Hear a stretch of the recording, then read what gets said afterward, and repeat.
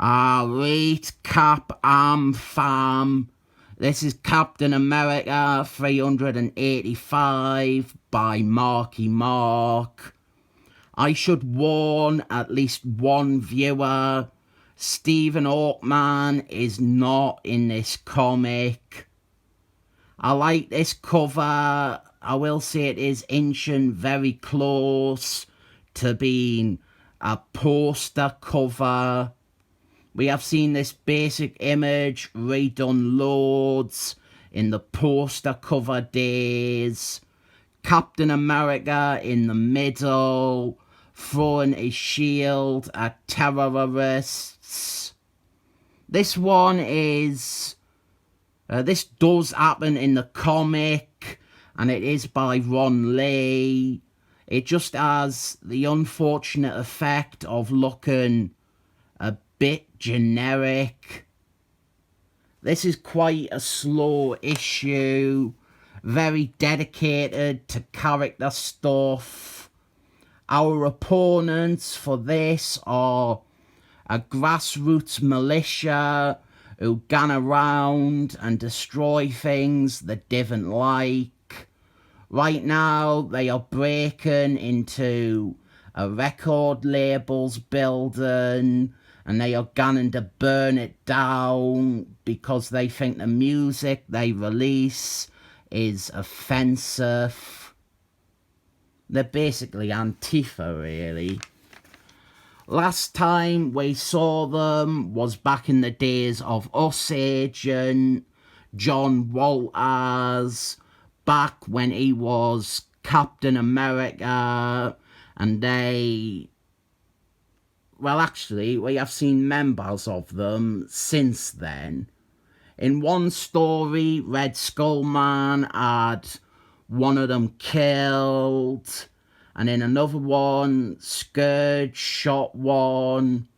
But the last time we really saw a bunch of them together was back when they killed u.s.agent's parents, which might be the best comic Marky Mark ever wrote.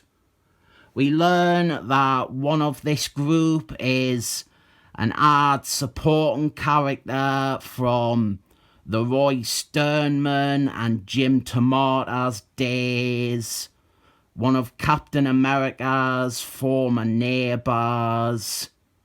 We will come back to him in a few pages, and a big criticism, loads of people point at this story and at Marky Mark in general. But here is Captain America doing some exercise.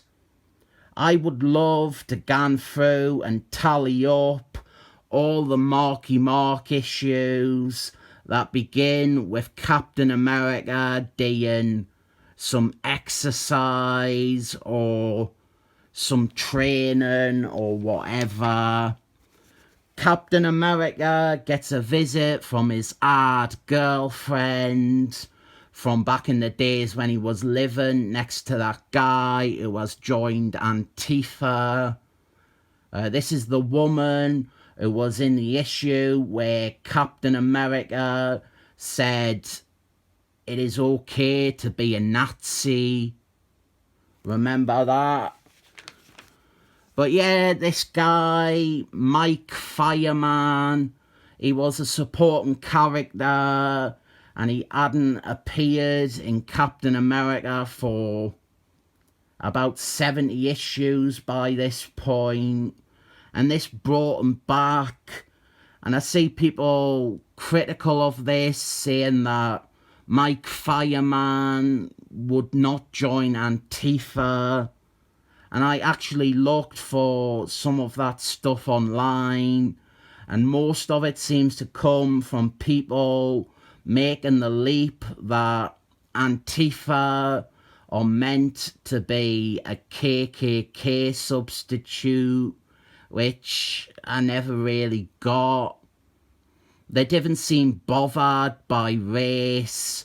They are like a stupid moral police. When they were introduced, they were against and attacking a company for making pornography. Then they had their vendetta with John Walters.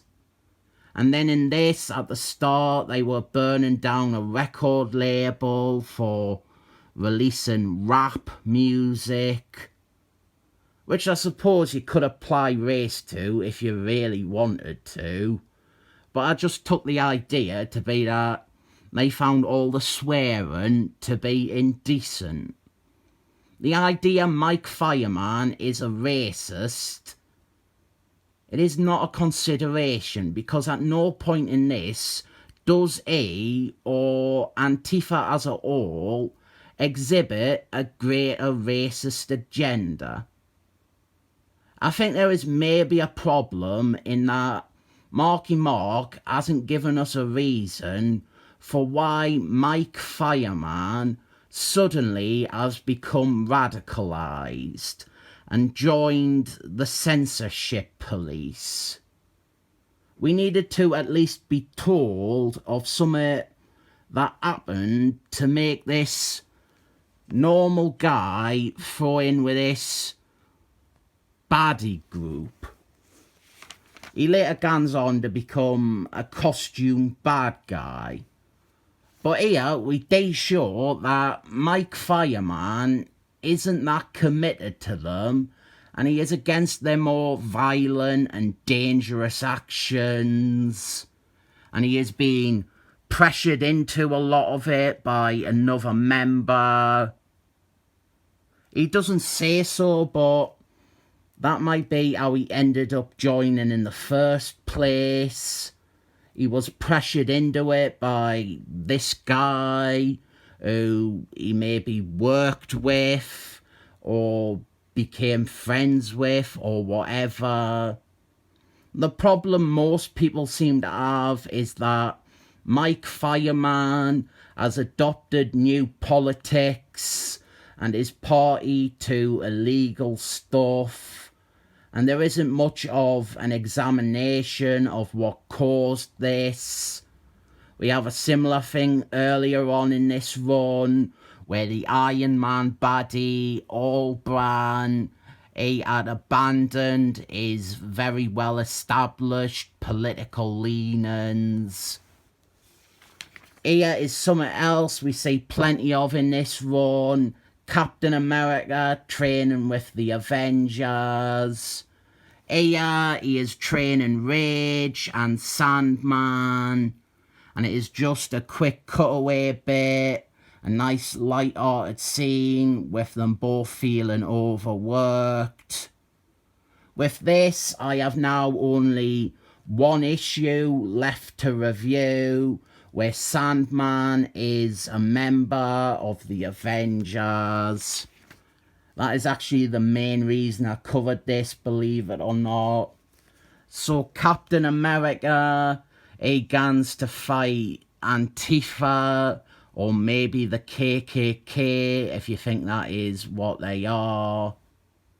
I will admit, there is one issue where they lynch a black man, which is very KKK, but they didn't do it because he is black. My opinion is, if you're going to do a KKK proxy, you would have them in ridiculous costumes. Come on, man, the KKK dress up as Caspars.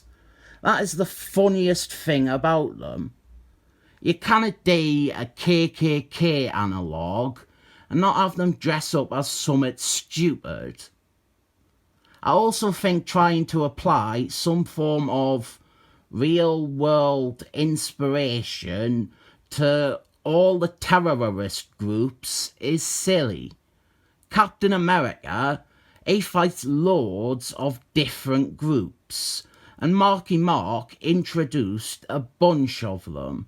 And not all of them have to have a real-world equivalent or a counterpart or some basis in a real-life group. So they end with Captain America's ex-girlfriend gets taken as a hostage, and Antifa force Captain America to surrender or they will shoot her. And Captain America has to let them get away, which he obviously isn't very happy about. And they took her with them, so now Captain America has to track them down. Next issue, look, it is u.s.agent. Very basic issue here, not a tremendous amount of action or even Captain America, but this is decent enough at the stuff it is doing. Our next part that concludes this two-parter is worth this issue of mostly setup. I'll give this 7 thumbs up.